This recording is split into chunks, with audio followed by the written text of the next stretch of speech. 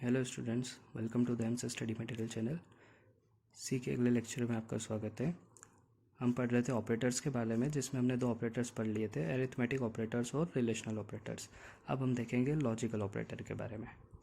तो logical operator क्या होता है? जहाँ लॉजिक लगाना पड़ता है, और बेसिकली क्या बोलेंगे कि जहाँ एक से ज़्यादा कंडीशंस होगी, उनको चेक करना होगा, उसके बेसिस पे डिसीजन देना होगा, वहाँ पे हम लगाएंगे लॉजिकल ऑपरेटर्स। रिलेशनल पे हमने दो क्वांटिटीज़ देखी थी, लेकिन लॉजिकल ऑपरेटर्स में दो कंडीशंस देखेंगे, उस बेसिस पे हम ये ऑपरेटर परफॉर्म करेंगे। कैसे? जैसे यहाँ पे आपको दिख रहा है 5<6 और 5<4, ये अपने आप में एक कंडीशन है और ये अपने आप में एक कंडीशन है। इन दोनों को साथ में चेक करना है, तो फिर बीच में हम लगाएंगे लॉजिकल ऑपरेटर। सिंगल वैल्यू पे भी लग जाता है, लेकिन अभी हमको देखना है कंडीशंस वाले पे। तो इसमें तीन तरह के ऑपरेटर होते हैं।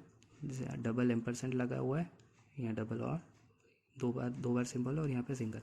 इसको पढ़ेंगे हम लॉजिकल एंड, लॉजिकल और ये लॉजिकल नॉट। तीन तरह के लॉजिकल ऑपरेटर है। तो सबसे पहले देखते हैं हम लॉजिकल एंड। ठीक है, अब एंड को हिंदी में हम क्या बोलते हैं? और। मतलब इधर एक कंडीशन लिखी और इधर एक कंडीशन। और मतलब दोनों चीज़ें, ये और ये सही होगा तो इसका आंसर आएगा ट्रू। ठीक है, अगर एक भी गलत हुआ तो उसका आंसर हो जाएगा फॉल्स। दोनों कंडीशन ट्रू होगी तो ही, मतलब ये और के इधर लेफ्ट और राइट दोनों सही होगी तो ही इसका आंसर ट्रू होगा, नहीं तो फॉल्स होगा। ठीक है, तो कुछ केसेस देखते हैं। पहली कंडीशन हमने लिख दी 5<4, ये हो गई हमारी पहली कंडीशन। और दूसरी कंडीशन हो गई 10<20। ठीक है, अब दोनों कंडीशन देखना है हमको। सबसे पहले लेफ्ट वाली देखेंगे, 5 4 से बड़ा है, हाँ, तो ये तो ट्रू हो गया। ठीक है, ये ट्रू होगा तो ही आगे जाएंगे, क्योंकि अगर एक भी गलत है तो हमको आगे जाने से कोई मतलब ही नहीं है। ये सही है, ये सही होना ज़रूरी है, तो पूरे का आंसर क्या होगा? ट्रू। ठीक है, यहाँ पे क्या है? 10<20, 10 20 से छोटा है, हाँ, ट्रू। तो ये भी ट्रू है, ट्रू और ट्रू, दोनों कंडीशन ट्रू है, तो इस पूरे जो एक्सप्रेशन है इसका आंसर क्या हो जाएगा? पूरी कंडीशन ट्रू। क्लियर है? अब यहाँ पे देखते हैं सेकंड का। 50 <> 50 से बड़ा है, हाँ है, मतलब ये चीज़ तो सही है एक। अब आगे भी चेक करना ज़रूरी है। 40 60 से बड़ा है क्या? नहीं, ये फॉल्स हो गया। ठीक है, तो दोनों कंडीशन ट्रू होगी तो आंसर ट्रू होगा, तो एक ट्रू और एक फॉल्स, दोनों सही नहीं है, मतलब इस पूरे जो सेकंड कंडीशन है इसका आंसर होगा फॉल्स। थर्ड कंडीशन देखते हैं। 5, 2 5 से बड़ा होता है क्या? नहीं, यहाँ फॉल्स, और एक भी आंसर गलत, मतलब पूरा एक्सप्रेशन गलत। तो आगे चेक करेंगे ही नहीं, हम यहीं से वापस बाहर आ जाएंगे कि ये फॉल्स है, मतलब फॉल्स, क्योंकि कौन सा ऑपरेटर है? लॉजिकल एंड, जहाँ पे दोनों कंडीशन ट्रू होना चाहिए थी। ठीक है, तो ये चीज़ ध्यान रखना कि अगर पहली कंडीशन फॉल्स हो गई तो आगे की वो चेक ही नहीं करेगा, पहली ट्रू होगी तो आगे चेक करेगा वो। क्लियर है? अब ऐसे ही हम देखते हैं लॉजिकल और ऑपरेटर। ठीक है, ये इंग्लिश में और का मतलब क्या होता है हिंदी में? या। तो पहली कंडीशन या दूसरी कंडीशन, दोनों में से कोई सी भी सही होगी तो इस पूरे जो और का, लॉजिकल और का जो आंसर आएगा वो ट्रू आएगा। यहाँ पे फॉल्स कब होगा? जब दोनों ही गलत हो जाएगी, ये भी गलत या ये भी गलत, तो आंसर गलत। पर पहली कंडीशन या दूसरी कंडीशन में कोई सी भी सही होगी तो आंसर ट्रू आएगा। दोनों सही होगी तो आएगा ही, लेकिन एक भी सही होगी तो आंसर ट्रू आएगा। इसमें केसेस देखते हैं। जैसे पहला केस, 2 ≠ 5, 2 5 के बराबर नहीं है, मतलब ये सही है ना, पहली कंडीशन ट्रू है। ठीक है, अब इसमें एक और चीज़ है, पहली कंडीशन ट्रू हो गई तो एक भी ट्रू, मतलब आंसर ट्रू है, और का मतलब, तो हम आगे चेक ही नहीं करेंगे, इसका आंसर ट्रू हो जाएगा। अब चेक भी करोगे तो ये भी बराबर है, दोनों में ट्रू होता तो पूरे का आंसर क्या होता? ट्रू। पर पहले ही ट्रू मिल गया तो हम इस पूरे एक्सप्रेशन को क्या बोल देंगे? ट्रू। जैसे यहाँ पे पहले ही फॉल्स मिला था तो पूरा एक्सप्रेशन गलत बोल दिया था, तो जैसे ही पहला ट्रू मिल गया पूरा एक्सप्रेशन ट्रू और में। ठीक है, अब सेकंड केस है 4, 3 4 से बड़ा है क्या? नहीं, ये क्या हो गया? फॉल्स। एक फॉल्स हो गया, पर ये चांस है ना कि दूसरा सही हो, तो दूसरी चेक करेंगे। अगर एंड होता तो हम आगे ही नहीं जाते, लेकिन और है तो और में एक भी सही होगी तो चलेगा। अब 6 < <10, 6 10 से छोटा है, हाँ, ये ट्रू है, तो एक भी ट्रू, तो उस पूरे का आंसर क्या हो जाएगा? ट्रू। थर्ड कंडीशन देखते हैं, 3 < 4, ये गलत हो गया, 3 4 से बड़ा नहीं है, तो दूसरा चेक तो करेगा। 6 < 10, ये भी क्या हो गया? गलत। और जब दोनों गलत होंगे तो इस पूरे का आंसर क्या होगा? फॉल्स। और लास्ट कंडीशन, 5 < 1, हाँ सही है। ठीक है, अब ये सही है तो आगे जाएगा क्या चेक करने? नहीं, इस पूरे का आंसर क्या हो जाएगा? ट्रू। भले ये देखो 2 < 5, ये फॉल्स था, ठीक है, लेकिन एक भी ट्रू तो आंसर ट्रू। तो ये था एंड और में डिफरेंस यही है, एंड में दोनों कंडीशन ट्रू होना ज़रूरी है और में एक भी कंडीशन ट्रू होगी तो आंसर आ जाएगा ट्रू। अब देखते हैं हम लॉजिकल नॉट के बारे में। लॉजिकल नॉट उल्टा कर देता है, अगर वैल्यू 1 है तो 0 कर देगा, 0 है तो 1 कर देगा, या सीधी सी बात ट्रू है तो फॉल्स कर देगा, फॉल्स है तो ट्रू कर देगा। ट्रू पे अगर नॉट लगा दिया तो इसका आउटपुट क्या हो जाएगा, फॉल्स, और फॉल्स पे नोट लगा दिया तो इसका आंसर क्या हो जाएगा, ट्रू। ठीक है, जैसे ये कंडीशन है और वाली कंडीशन है, एक भी कंडीशन ट्रू तो आंसर क्या होगा, ट्रू होगा। 5 6 से बड़ा है क्या, नहीं, तो ये तो फॉल्स है। अब आगे चेक करेंगे क्योंकि और है, 6 10 से बड़ा है, ये भी फॉल्स है, तो इस पूरे का आंसर क्या होगा, फॉल्स, और फॉल्स का नोट लगा है तो इसका आंसर क्या हो जाएगा इस पूरे कंडीशन का, ट्रू। ठीक है, तो फॉल्स था उसको क्या कर दिया, उल्टा कर दिया।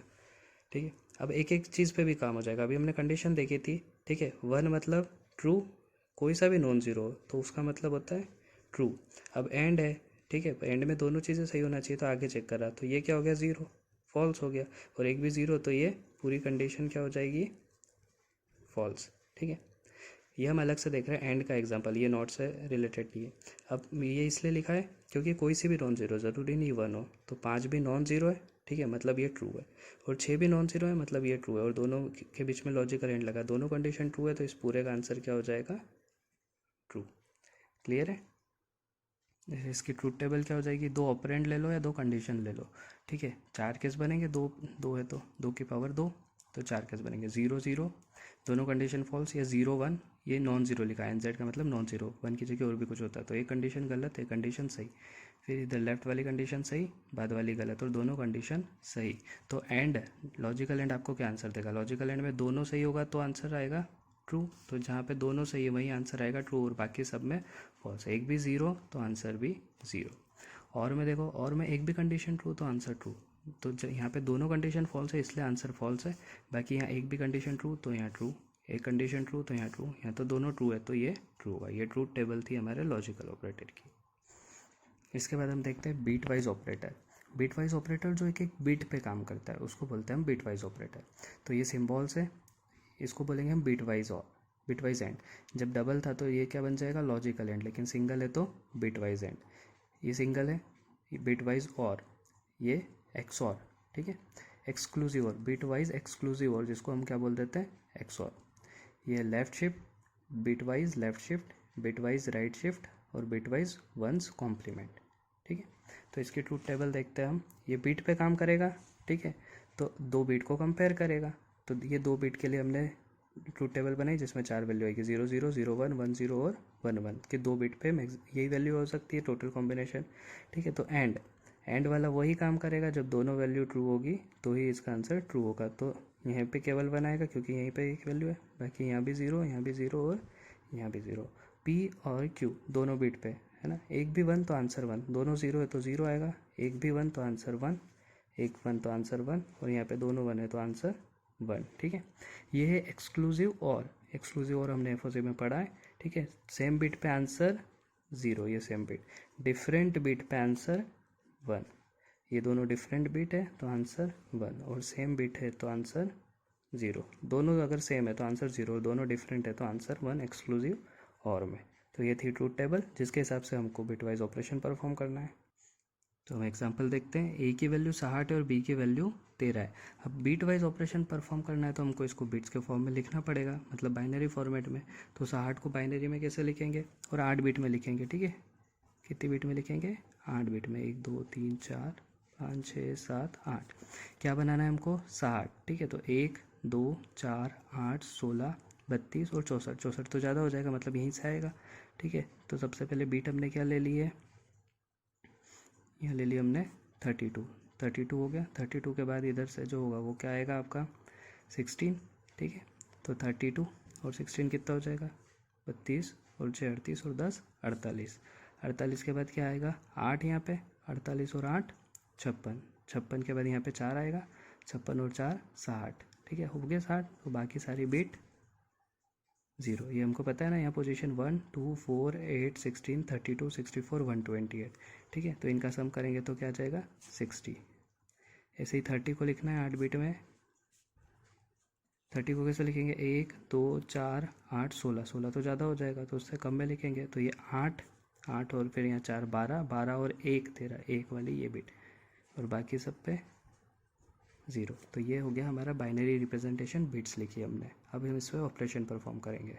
तो सबसे पहले हम करेंगे बिट वाइज एंड, मतलब जहाँ पे दोनों 1 है तो आंसर 1, बाकी जगह 0। ठीक है, तो यहाँ पे क्या आएगा, एक भी 0 तो आंसर 0 0, दोनों 1 है तो आंसर 1, फिर दोनों 1 है तो आंसर 1, एक भी 0 तो आंसर 0, क्योंकि हम एंड कर रहे हैं। फिर यहाँ भी 0 और यहाँ भी 0। तो ये आंसर था ए एंड बी का। ठीक है, क्या वैल्यू हो गई, ये तो हमको पता है 60 है, ये 13 है।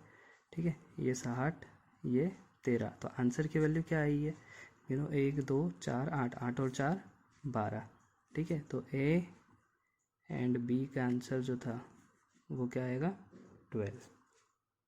चलो अब देखते हैं बिटवाइज ए और बी पे। ठीक है, बिटवाइज और ऑपरेटर, और में क्या है, एक भी 1 तो आंसर 1, ये 60 और 13 का रिप्रेजेंटेशन लिखा है। यहाँ पे एक भी 1 तो आंसर 1, दोनों 0 है तो 0, दोनों 1 है आंसर 1, यहाँ भी 1, यहाँ भी 1 आ जाएगा, एक भी 1 है तो आंसर 1 0 0।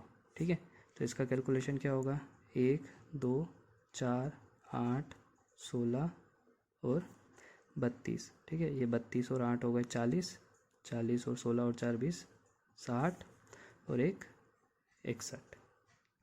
ठीक है, तो ये आंसर था ए बिटवाइज और बी।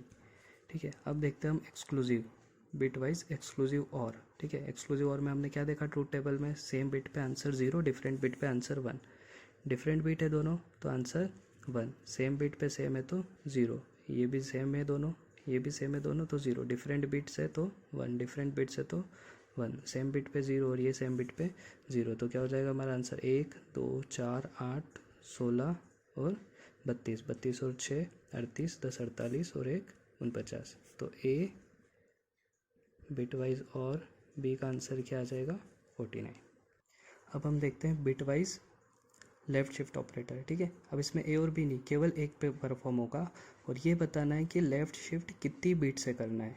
ए की वैल्यू को हम लेफ़्ट शिफ्ट कर रहे हैं 1 बीट से, तो ये ए का रिप्रेजेंटेशन है, लेफ़्ट में शिफ्ट करना है मतलब इस साइड, तो ये इस वैल्यू को 1 बीट को शिफ्ट करना है लेफ़्ट में, तो लेफ़्ट से जाके वो कहाँ पहुँच जाएगी, राइट में। तो इसका नया फॉर्मेशन, ये 0 तो पीछे चले गए, यहाँ से स्टार्ट करेंगे तो ये हो जाएगा 0 1 1 1 1 0 0, और ये जो 0 था ये कहाँ जाएगा, पीछे। ठीक है, तो इसका आंसर क्या हो जाएगा, 1 2 4 8 16 32 और 64 ये। ठीक है, 64 और 6 70 80 और 40 120। ठीक है, और ये क्या था, 60। ठीक है, एक और लेफ़्ट शिफ्ट में याद रखने वाली बात कि लेफ़्ट शिफ्ट जब भी हम एक से लेफ़्ट शिफ्ट करते हैं तो वैल्यू डबल हो जाती है, मल्टीप्लाई होता है। जब भी लेफ़्ट शिफ्ट करते हैं तो मल्टीप्लाई होता है, और जब भी राइट शिफ्ट करते हैं तो डिवाइड होता है, मतलब उसमें आधा हो जाएगा और इसमें मल्टीप्लाई हो जाएगा। अगर इसको 2 बिट से करते हैं, ठीक है, तो इसमें भी फिर एक और बार 60 का मल्टीप्लाई हो जाएगा, मतलब 60 और जुड़ जाएगा। ठीक है, जब 1 बिट से शिफ्ट करा तो 2 का मल्टीप्लाई होगा, जब 2 से शिफ्ट करेंगे ए लेफ़्ट शिफ्ट 2 तो इसमें 4 का मल्टीप्लाई हो जाएगा।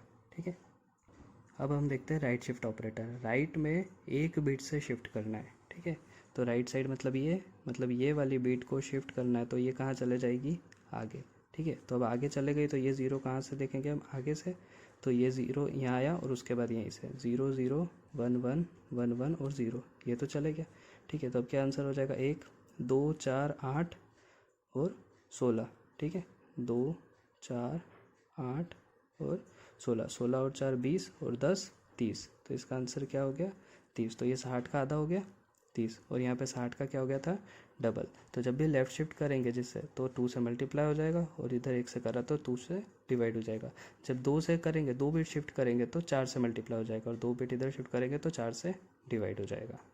और लास्ट बिटवाइज ऑपरेटर जो भी नंबर दिया उसका कॉम्प्लीमेंट कर देगा। ठीक है, वंस कॉम्प्लीमेंट मतलब 0 को 1 बना देगा और 1 को 0। ठीक है, तो वंस कॉम्प्लीमेंट करेंगे तो इसका आंसर क्या होगा, 0 को 1 बनाएगा, 0 को 1, 1 को 0 0, इस 1 को भी 0 0 1 और 1, तो क्या आंसर हो जाएगा, ये 1 2 4 8 16 32 64 और 128 और 2 130 190 और 5 195। तो वंस बिटवाइज वंस कॉम्प्लीमेंट का आंसर क्या आएगा, 195। तो ये थे हमारे बिटवाइज ऑपरेटर। ठीक है, नेक्स्ट लेक्चर में हम आगे के ऑपरेटर देखेंगे। Thank you.